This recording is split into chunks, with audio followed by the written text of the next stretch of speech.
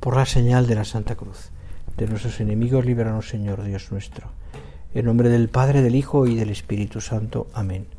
Señor mío y Dios mío, creo firmemente que estás aquí, que me ves, que me oyes. Te adoro con profunda reverencia. Te pido perdón de mis pecados y gracia para hacer con fruto este rato de oración. Madre mía Inmaculada, San José, mi Padre y Señor, Ángel de mi guarda, interceded por mí. Llegamos al quinto domingo de San José. Como te explicaba el otro día, si tomamos la fiesta de San José, pues como el día 19, ¿no? En fin, no voy a repetir la explicación del otro día. En este quinto domingo de San José, en el que la Iglesia sigue preparándose para esa solemnidad del que es patrono de la Iglesia, San José, meditaremos un dolor y también un gozo. El dolor es el momento en el que José y María, después que los reyes ya han estado con ellos en esa escena tan bonita de la Epifanía, pues José en sueños es avisado por el ángel de que se vaya porque Herodes va en busca del niño para matarlo. Y le dice, ¿no? Concretamente dice así el texto de San Mateo: levántate, toma al niño y a su madre y huye a Egipto, y estate allí hasta que yo te avise, porque Herodes va a buscar al niño para matarlo. Ese es el dolor. Y el gozo es: y estuvo allí hasta la muerte de Herodes, para que se cumpliera lo que dice el Señor por el profeta: de Egipto llamé a mi hijo. Bueno, tiene mucho que meditar esto que acabo de leerte, ¿no? Porque por una parte es esa vida de José, que es una vida también contemplativa.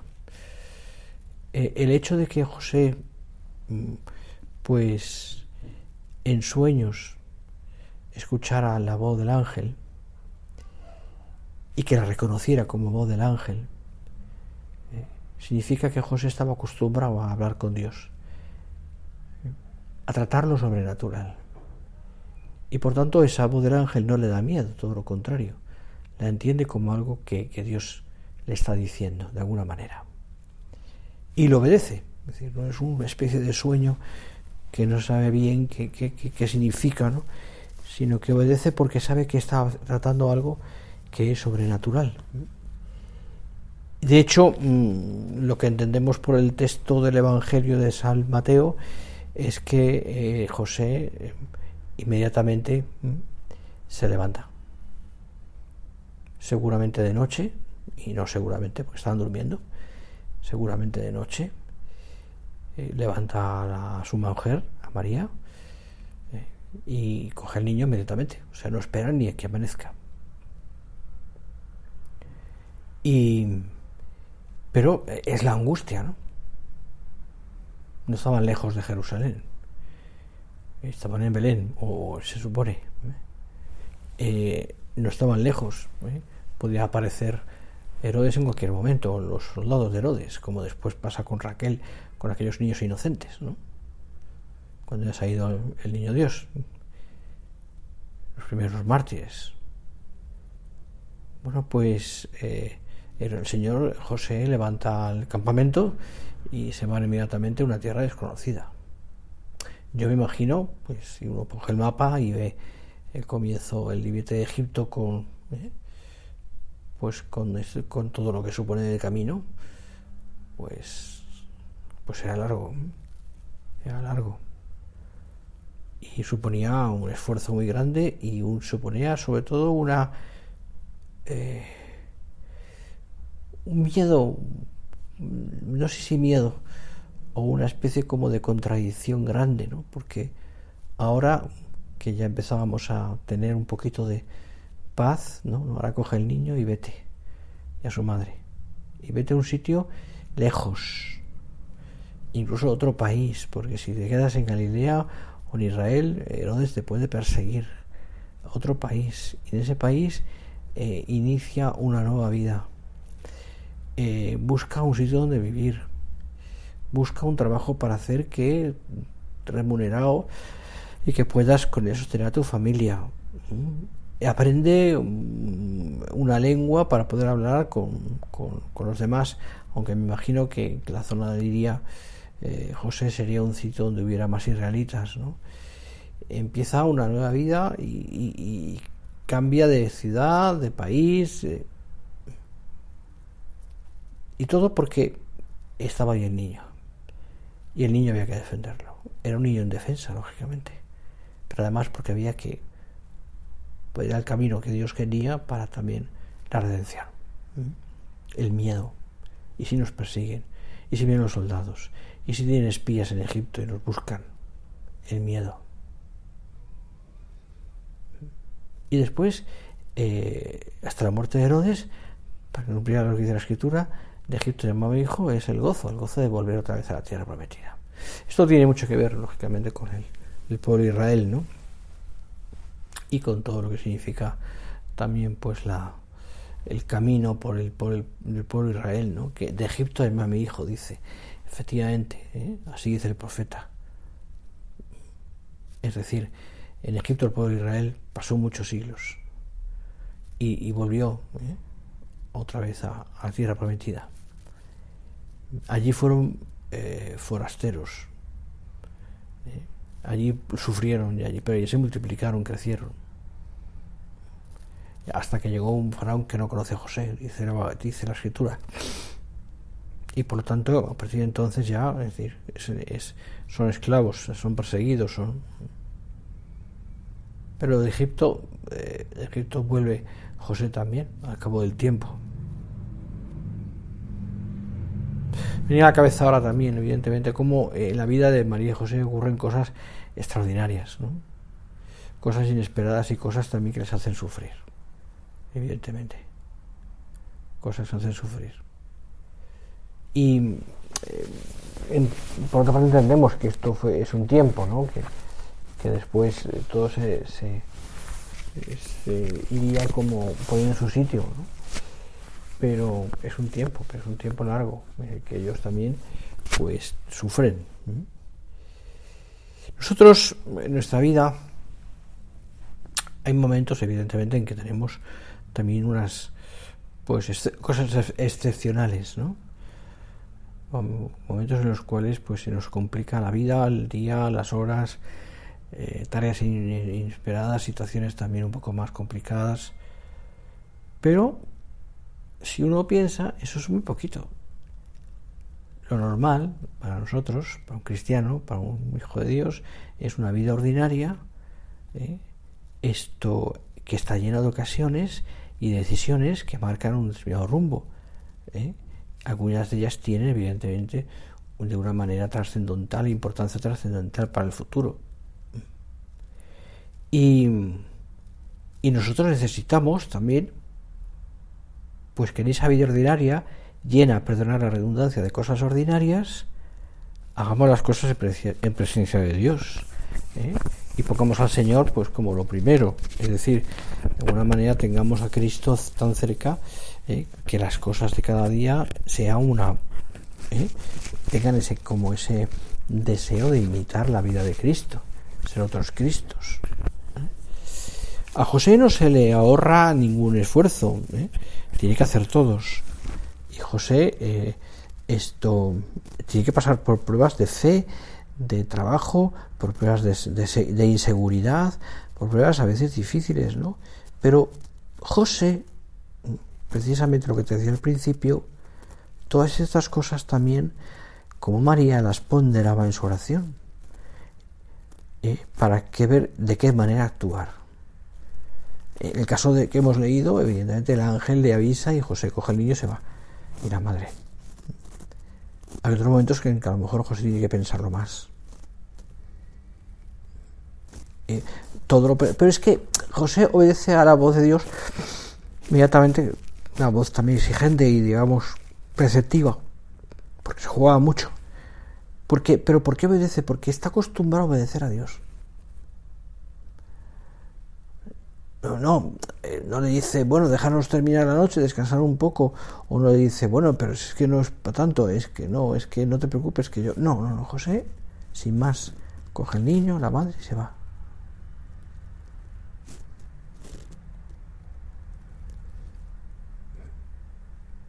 Así es. Se nos presenta, por tanto, como una figura de varón respetuoso, delicado, que no teniendo toda la información, porque son cosas que el ángel le dice, pero no le dice toda la información, pues José inmediatamente responde a lo que el ángel le pide inmediatamente, ¿no? Y decide, ¿no? Pues hacer lo que el ángel le está pidiendo. O sea, José es obediente a la voz de Dios siempre. Pero insiste, porque él lo ha rezado. Claro, el hecho de levantarse a medianoche y salir no es un hecho aislado en el sentido de la obediencia a ese hecho, ¿no? José eso lo ha pensado. O sea, está acostumbrado a que lo que el Señor le pide lo hace. A lo que el Señor le pide, le hace.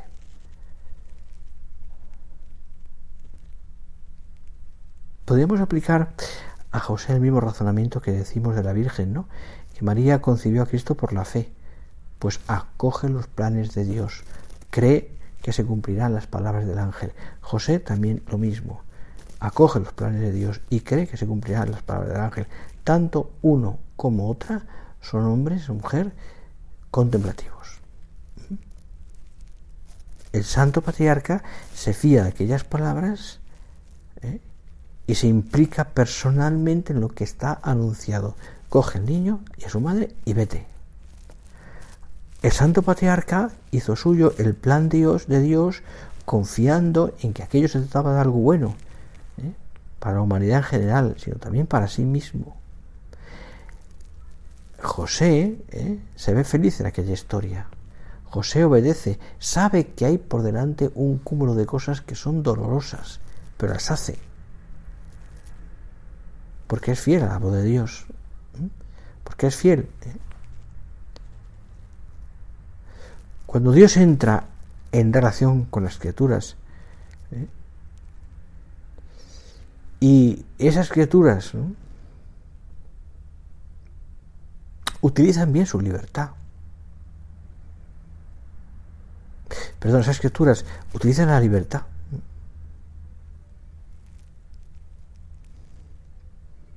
Pues Dios les da la oportunidad a las criaturas, ¿no?, de poder obedecerle con libertad.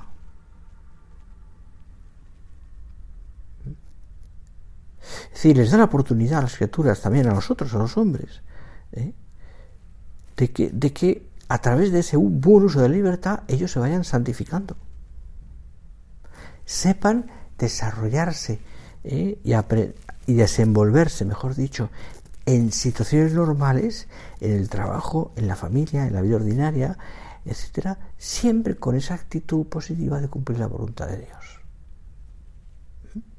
Aprenden a acoger la vida y hacer la vida como un don de Dios.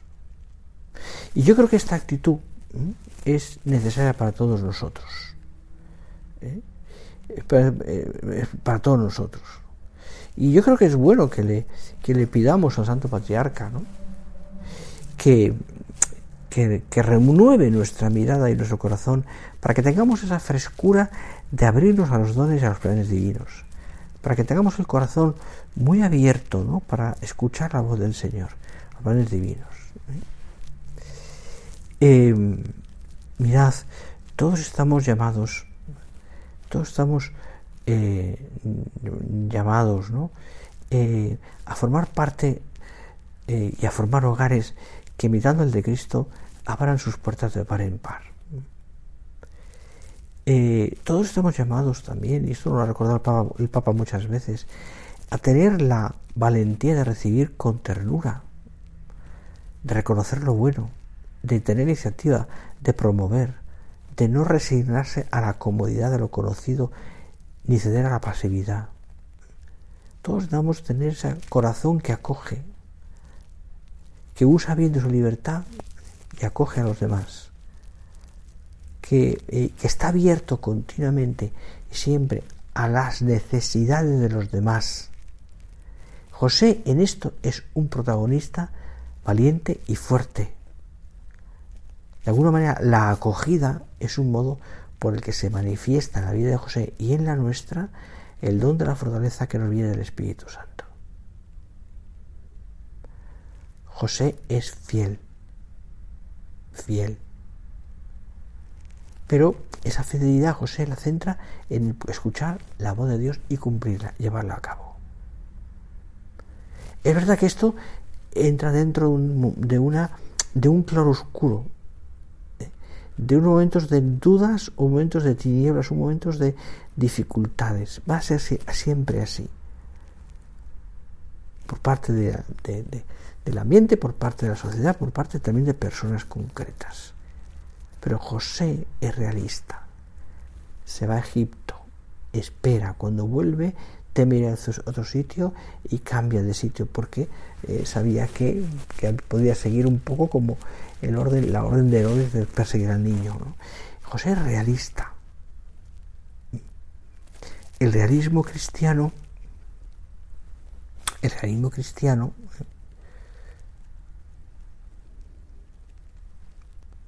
perdonad que he perdido la...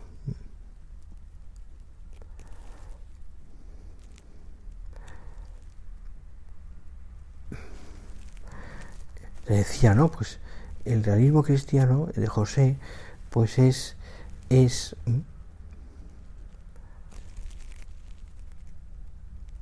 sí, el realismo, perdonad, tenía aquí, tomo unas notas y el realismo cristiano es acoger esto de una manera inteligente también, lo que Dios le pide a cada uno, ¿no? Es decir, que no rechaza nada de lo que existe, vuelve una vez más. La realidad, en su misteriosa irreductibilidad y complejidad, es portadora de un sentido de la existencia con sus luces y sus sombras. Luces y sombras. Esto hace que el apóstol afirme, el apóstol Pablo, sabemos que todo contribuye al bien de los que aman a Dios. Y San Agustín dice, aún lo que llamamos mal. En esta perspectiva general, la fe da sentido a toda una vida. Así fue la vida de José. Yo creo que esto nos ayuda a ti y a mí, ¿no? A pensar cómo nosotros también nos ha dado unos talentos que cada uno tenemos que hacer fructificar, y nos lo ha dado el Señor para colocar al servicio de la fe toda nuestra experiencia humana, como hizo José, que aprendió a moverse dentro del plan divino, y como confirmación, pues recibe una voz del ángel de volver a Galilea, pero luego José decide pues lo que él ve, porque tiene miedo de ir allí, porque reinaba el hijo de Herodes. Mirad, en nuestro camino para llevar adelante la misión que Dios a cada uno de nosotros nos ha encomendado, tendremos muchas veces avances y retrocesos. Pero habrá también momentos en los que pueden parecer malos. También en esos momentos podemos descubrir la voz de Dios que nos consuela, que nos instruye y nos ilumina. Acoger la vida de esta manera nos introduce en un significado oculto. La vida de cada uno de nosotros puede empezar de alguna manera milagrosamente, si encontramos la valentía de vivirla según lo que nos dice el Evangelio, según la voluntad de Dios, no la nuestra.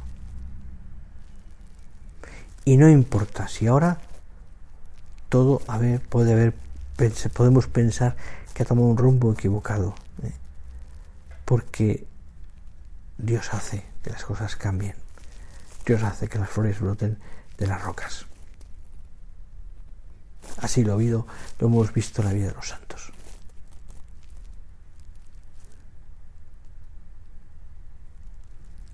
Así es. Mira, necesitamos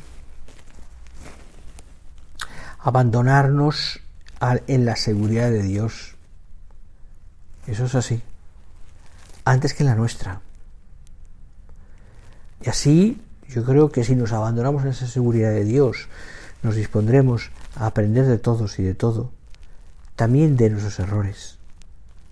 Porque detrás de los errores descubriremos cómo, entre comillas, el susurro divino que nos habla, que nos perdona, que cuenta con nosotros, para coger la realidad, también, ¿no? Para escuchar de verdad al Señor y entender también esas cosas que Dios nos pide a cada uno de nosotros. Tenemos que tener el corazón abierto a la gracia, a la gracia. Tiene que ser así, abierto a la gracia. Si no, no nos enteramos. Y a mí me gustaría que todos nos enteráramos, ¿no? Así tiene que ser.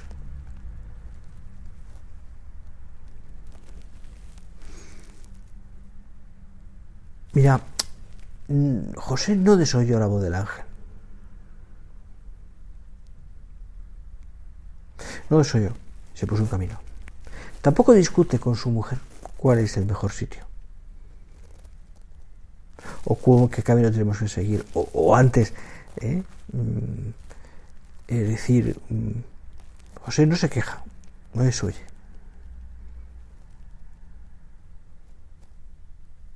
Al buscar pasada, por ejemplo, para el niño que iban a hacer, San José no se lamentaba de cada lugar al que no podía quedarse.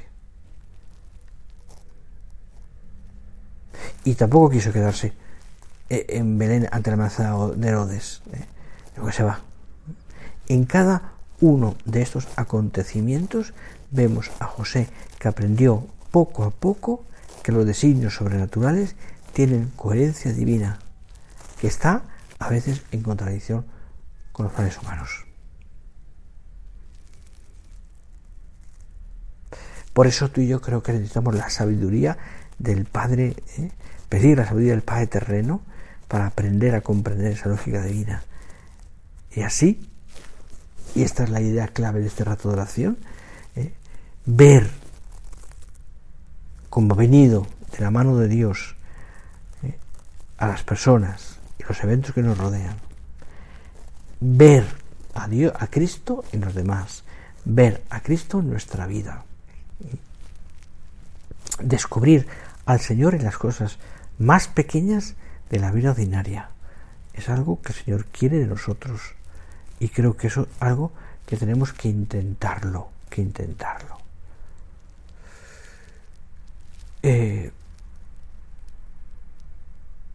Así tiene que ser.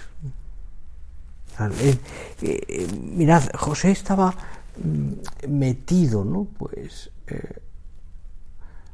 Metido en esa lógica divina. Le desconcierta a José todo esto. Le inquieta.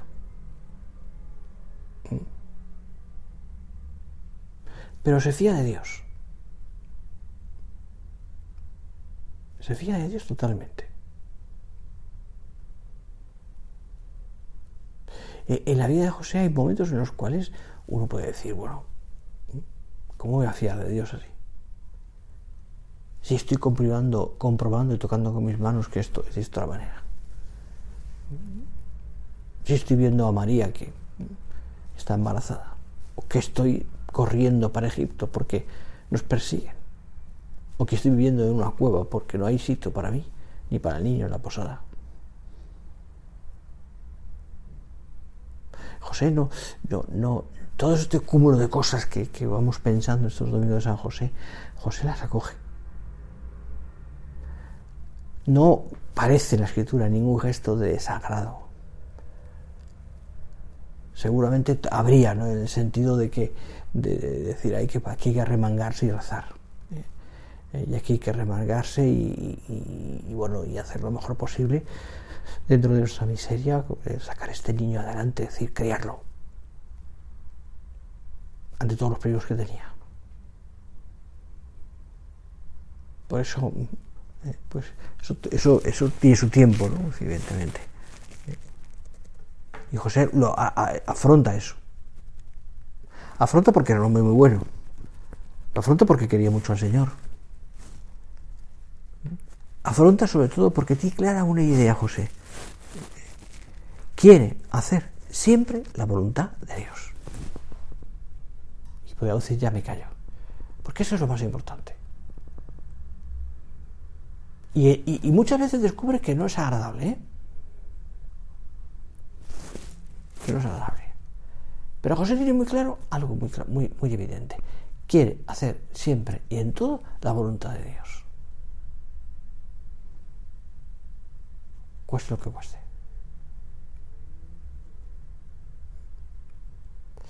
La voluntad de Dios. A veces no la comprendemos, ¿Por qué esta enfermedad? ¿Por qué esta catástrofe? ¿Por qué Turquía y Siria? ¿Por qué tantos muertos? ¿Por qué una guerra en Ucrania? ¿Por qué unas leyes en estos países de Europa que desestabilizan al hombre y hacen perder la dignidad humana? Y aprobadas como si fuera un éxito a favor del hombre, cuando esto es todo lo contrario. ¿Por qué? Son preguntas que uno se hace, ¿no? Pero que tienen que entenderlas en el ámbito de la fe, si no es imposible. Si no, es imposible que entendamos todo esto. José vivió como una vida contemplativa y vivió en el ámbito de la fe, lógicamente. No podía ser de otra manera, porque ahí entiende tantas cosas que el Señor le va pidiendo, ¿no? y que son cosas, son lo que llamamos las cosas de Dios. Bueno, vamos a terminar ya este ratito de oración de hoy, al final del día. Nos dirigimos a José, como siempre. Santo Patriarca. Qué bueno es José. Son frases que te vienen a la cabeza. Qué bueno es José. Qué bueno es José. Pues es de manera agradecer. Vamos a, como te digo, terminar. Qué bueno es José. Vamos a terminar pidiendo a la Virgen que nos enseñe a querer a José. ¿Cómo querría la Virgen a José? Muchísimo. Que ella nos enseña a querer a José y también a Jesús. Te doy gracias, Dios mío, por los buenos propósitos, afectos e inspiraciones que me has comunicado en esta meditación. Te pido ayuda para ponerlos por obra.